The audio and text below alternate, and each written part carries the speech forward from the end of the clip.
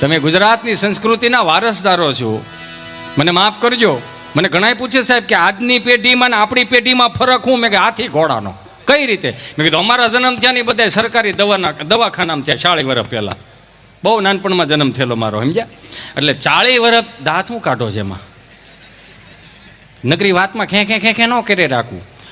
40 વર્ષ પહેલાં અમારો જન્મ થયા ને સરકારી દવાખાનામાં થયા. આંખું ખુલી ને 3 પાંખડાવાળો પંખો હોય ને એમાં 1 પાંખડું મવડાઈ ગયું એમ. હો, ટ્યુબ લાકડીનો ધોકો આવતો, 2 ખૂણે કાળો, વૈશમાં લબક ઝબક છા રાખે. એ મજા આવે થાય, નકર નોય થાય.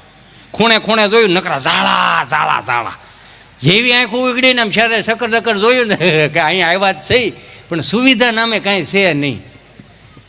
એટલે પોઈન્ટ કે આપણા બાપે આપણને અગવડતામાં મોટા કર્યા ને એટલે જ આવી સગવડતાનું ભાન આવ્યું. મને કહેતો આજની પેઢી, મેં કીધું આજની પેઢીની તો વાત જ ન થાય. સીધા ગર્ભ શ્રીમંતો થાય સીધા. આમ જો વીઆઈપી દવાખાનામાં એના જન્મ થાય, ડબલ વીઆઈપી રૂમ એનો હોય. હો, સેન્ટર AC, 42 ઇંચનું ટીવી, 3 નર્સો તો માથે ઊભી હોય, હમું કર્યા જ રાખે. હો, 3 નર્સો માથે ઊભી હોય. હિંચકાવાવાળા તો હવે ઘરમાં કોઈ ગમતા નથી, સમજાય ને વંદન? હિંચકાવાવાળા તો હવે ગમતા નથી.